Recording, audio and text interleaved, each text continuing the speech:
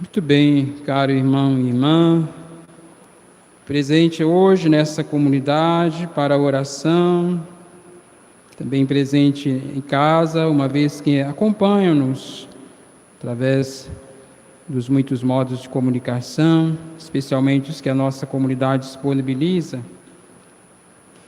Queremos que essa oração possa também alcançar o coração de muitos irmãos e irmãs nossos que especialmente estamos unidos a eles, como eu dizia no começo da celebração, unidos pela sua dor, pelo seu sofrimento.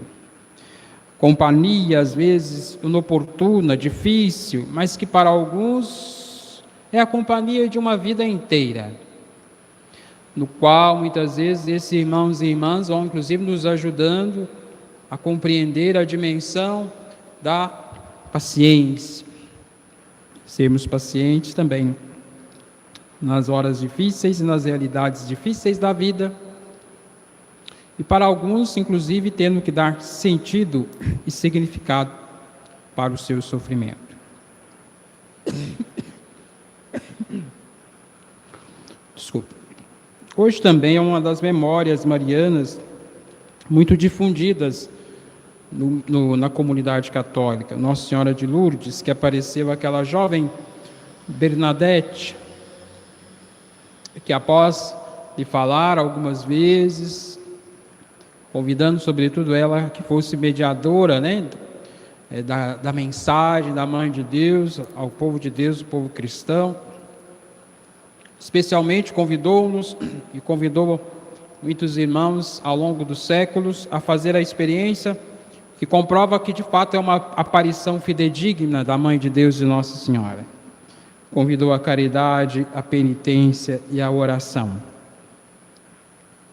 Convidou a caridade, a penitência e a oração. Quando a gente vai em busca de outras aparições de Nossa Senhora, por exemplo, como Fátima, a oração, a penitência, a conversão. Quando vamos a outras experiências da Mãe de Deus, que ela tenha relatos de aparições e ditos, muitas vezes ela repete, aquilo que é uma vez dito, continua dizendo. Muitas vezes, oração, penitência, conversão. O que dá a algumas aparições de Nossa Senhora um caráter fidedigno. Outras caberá mais tempo, mais escuta, mais entendimento do que outras aparições de Nossa Senhora possam representar. Lourdes não só traz uma fidedigna aparição da Mãe de Deus, Nossa Senhora, como também se tornou a gruta onde ela apareceu um lugar de peregrinação, onde muitos alcançaram de fato graças e curas, por meio da prece e oração dirigida, pedindo auxílio e socorro de Nossa Senhora. Mostrando que ela continua concedendo um vinho novo para aqueles que desejam permanecer na alegria, na aliança com seu Filho Jesus. Hoje também rezar pelos enfermos e doentes, nós inclusive iremos depois rezar a oração que nos é proposta. A gente também vai pedir ao Senhor que de fato visite alguns irmãos nossos que estão nessa situação. Já citei aqui alguns, lembrando desse grande irmão por quem mandei inclusive uma mensagem dizendo que estaria rezando por ele, Padre Geraldo, mas não apenas esse, mas tantos outros que ainda assim necessitam dessa experiência, que é a esperança. O que move as pessoas no meio dos seus sofrimentos e dificuldades, e apuros e angústias, é a esperança, não é resistência. A gente até usa a palavra resistente, perseverança, mas no fundo é a esperança que move as pessoas no meio de suas dificuldades. E há em Jesus uma fonte inesgotável de esperança, que leva as pessoas a procurar. A procura de Jesus, não nesse contexto, mas também aproveitando dela, vimos no Evangelho. Quando essa mulher pagã vai ao encontro de Jesus, enquanto ele, inclusive, procurava ficar às escondidas naquele momento. provavelmente por causa dos conflitos que já apareciam com relação às autoridades farisaicas que questionavam o modo de Jesus e de seus discípulos estarem e não verem nele um perfeito cumpridor dos mandamentos e preceitos. Mas é interessante, aquele cujos mandamentos e preceitos não estava plenamente sendo vivido, era exatamente aquele que atraía a multidão, que curava as pessoas, que tinha autoridade nas suas palavras, já sinalizando o evangelho talvez de Marcos, o evangelho de Marcos como em outros, mas já sinalizando um novo modo de estar com Deus, uma nova forma de experimentar a misericórdia, a bondade, a experiência com Deus, que não está agora passando obrigatoriamente pelos cumprimentos e preceitos e leis, mas está passando pela acolhida de Jesus. Essa é a grande diferença, a acolhida de Jesus, que permite agora, especialmente aqueles que desejam, por meio dela, da acolhida do Senhor, experimentar a vida com Deus. A novidade que o Senhor traz, que não só é uma novidade, mas também já é algo já anunciado desde o princípio, que são os sinais do reino de Deus. Os espíritos maus, que insistentemente no Evangelho de Marcos, até o capítulo 8º, 9º, vai aparecer com frequência, mas também os sinais que Jesus traz, como as curas e milagres. Sinais do reino de Deus que não são novidades, mas que em Jesus se tornam novidades, porque agora nele as pessoas verem plenamente essas realidades sendo vistas, acontecidas. E nessa situação nova, especialmente, encontra-se Jesus às escondidas e essa mulher vai ao encontro de Jesus. E ela não é uma mulher que causa uma situação de inoportunamento a Jesus. Até porque Jesus está na região que é dela. Essa região aqui de Tiro e Sodoma é uma comunidade, uma região onde tem muitos pagãos. E que no Evangelho já sinaliza a abertura de Jesus ou da ação de Deus para além do povo judeu, para além da comunidade de Israel, mas se abre também para os pagãos. E ela vai ao encontro de Jesus falar de sua filha.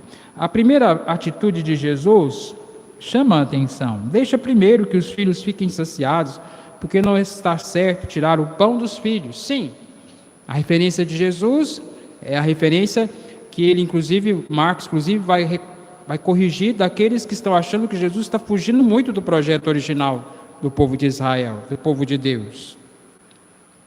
E Jesus, quando diz sim, primeiro ao povo de Israel, primeiro ao povo de Deus, o anúncio da realidade do reino e também os sinais que comprovam, sim, primeiro aos dos filhos de Israel.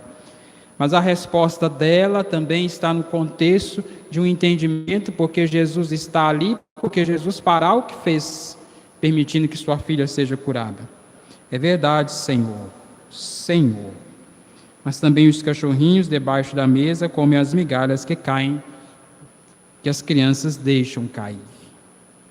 E aí, nessa fala dessa mulher, o contexto vai sinalizar, então, que de fato, se primeiro é dirigido ao povo de Israel a palavra, o anúncio e os sinais, os cães, como eram chamados os pagãos, os cananeus, a palavra cananeu vem da palavra cães, os cananeus, os pagãos,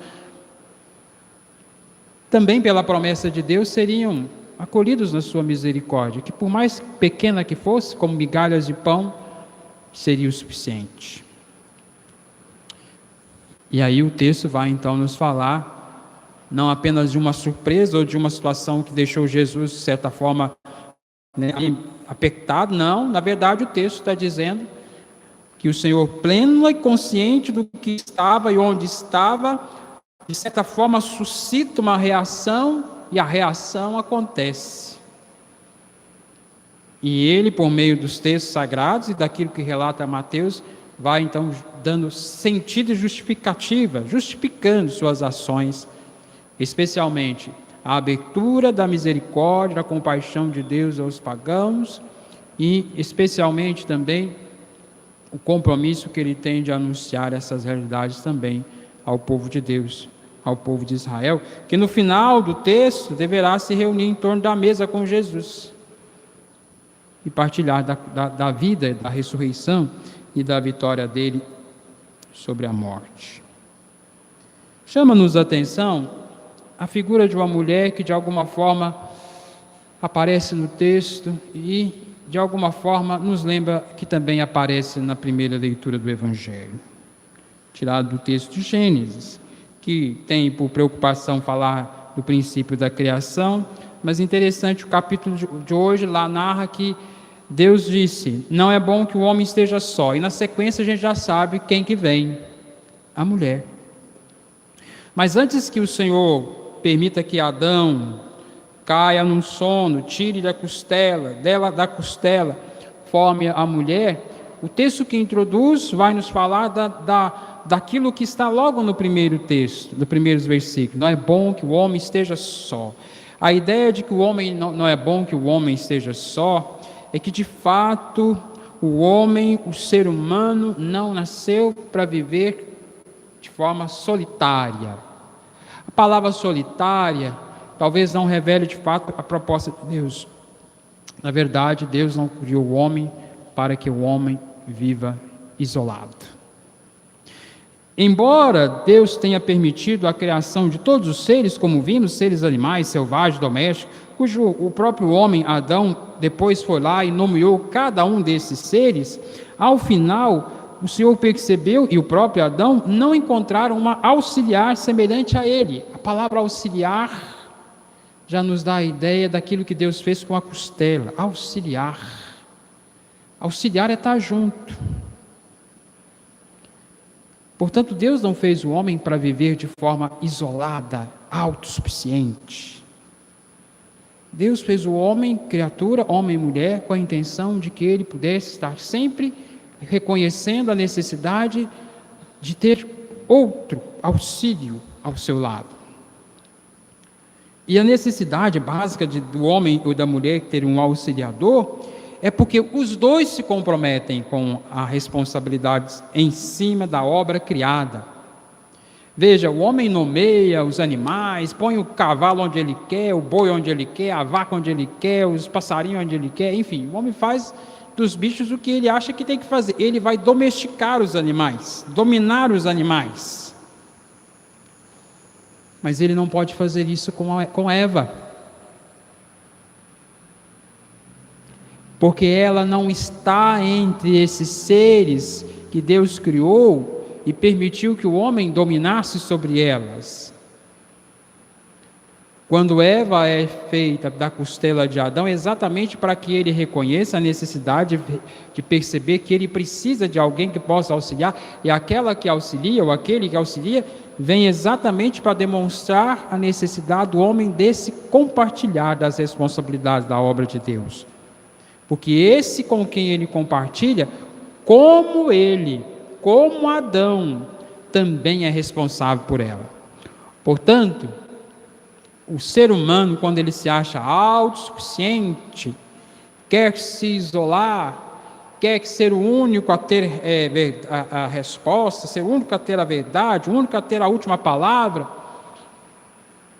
ele está simplesmente se comportando diferente do projeto original de Deus, que quando o fez com a proposta de que ele pudesse contar com aquele ou aquela que lhe auxilia. Porque todo ser humano tem a mesma dignidade diante de Deus, homem e mulher. Embora Deus tenha feito Eva da costela de Adão, e certamente ele se admirou, porque quando ele olhou, viu um ser, embora diferente dele, e nós sabemos muito bem, homem e mulher têm a sua realidade diferente, o que difere um do outro, isso é visível, e é exatamente isso que completa muitas vezes as relações, mas no íntimo, na realidade plena, os dois são idênticos, naquilo que os torna idênticos e semelhante a Deus, o Criador, a capacidade de criar, a capacidade de decidir, livre com arbítrio, decidir, escolher, amar, odiar, São realidades que brotam do coração da pessoa humana, ela decide fazê-lo. E homem e mulher nesse ponto não são nem um pouquinho diferentes. Homens e mulheres podem amar, homens e mulheres podem odiar. Homens e mulheres podem se comprometer com a obra de Deus e a vida, ou como podem não ter nenhum compromisso sobre ela, o que os aproxima e ao mesmo tempo revela a necessidade de uma solidariedade. É preciso que um reconheça que não é maior nem mais importante do que o outro, mas ambos se comprometem juntos com a realidade da obra de Deus. E como Deus é perfeito em sua obra. Porque o sofrimento recai sobre os dois. Lembrando de hoje, dia de Nossa Senhora de Lourdes, a falta, às vezes, recai sobre os dois. Os dois são capazes de amar, proteger, os dois são capazes de deixar de lado, deixar de ter amor, afeto, compromisso. Os dois estão sujeitos à realidade dura da morte, como também estão sujeitos à alegria da ressurreição. Idênticos, portanto, iguais, portanto. E na relação com Jesus, interessante voltar lá, talvez, esticando um pouquinho, perdoe o tempo, mas voltando um pouquinho lá no texto do Evangelho com Jesus, é interessante porque o Senhor, diante daquela mulher cananeia, não a trata com nenhuma indiferença, mas a reconhece tão digna de ser tratada como outros aos quais ele estendeu a mão e socorreu. Mostrando como, de fato, o mexer um com o outro está na essência da vida humana, e isso é essencial para deslocar as pessoas na direção do outro. Por isso que o homem, quando é muito isolado, ele tem que ser deslocado desse lugar, onde ele se sente único, onipotente, é tipo o marido dentro de casa, sentado na poltrona e acha que ele é o dono da casa, né, minha filha? Não vou citar o nome do marido não, para não ficar feio para você nem para mim. Não, os dois têm que, é preciso deslocar o outro daquele lugar onde ele está, para que ele possa reconhecer o outro. É o que a mulher fez com Jesus. De alguma forma, ela, assim como Eva na situação de Adão, o desloca de seu lugar onde ele está. E ao deslocá-lo, ele se dirige a outro, como Adão disse, agora sim, ossos dos meus ossos, carne da minha carne, assim como Jesus disse para aquela mulher, então a tua filha volta, o espírito, o demônio já abandonou. E esse deslocar as pessoas, às vezes é essencial para tirá-los do seu lugar onde eles estão, muitas vezes isolados, acomodados, porque eles não reconhecem o outro. Por exemplo, a insensibilidade que vemos com relação à dor do outro. Tem gente que está tão preocupado com tanta coisa, menos com a dor do outro. Sabemos quantas pessoas morreram hoje no Brasil, vítimas dessa difícil situação que vivemos?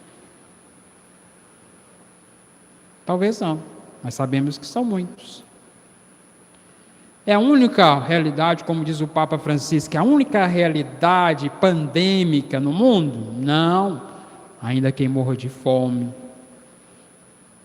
ainda quem morra por falta de atendimento, não só de hospitais, mas de outros atendimentos, por exemplo, quem está abandonado à sua própria sorte, numa realidade de miséria, violência, abandono, como é o caso das nossas periferias, das nossas cidades. São realidades que, se nós não nos deslocarmos do nosso isolamento consciente ou entorpecido, não reconhecemos essas pessoas e esses lugares. E aí está a importância do ser humano reconhecer a dignidade do outro.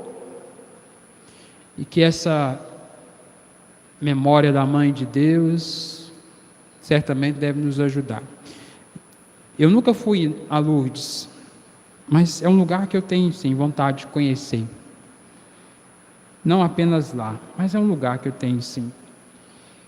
Porque tem uma imagem que fica na minha cabeça quando eu ainda era muito criança, de cadeirantes, né, que eram levados àquele lugar, né? E aí me faz pensar uma situação, né? O cadeirante, a menos que ele seja animado e disposto, ele não chega lá sozinho. Precisa que alguém o ajude a chegar. Talvez seja essa a empatia, né? A solidariedade, que a dor, o sofrimento nos faz ter também a partir da escuta, da leitura, da observação do que nos fala Jesus em sua Sagrada Escritura e também Deus por meio de sua Santa Palavra. Glória ao Pai, ao Filho e ao Espírito Santo, como era no princípio, agora e sempre. Amém.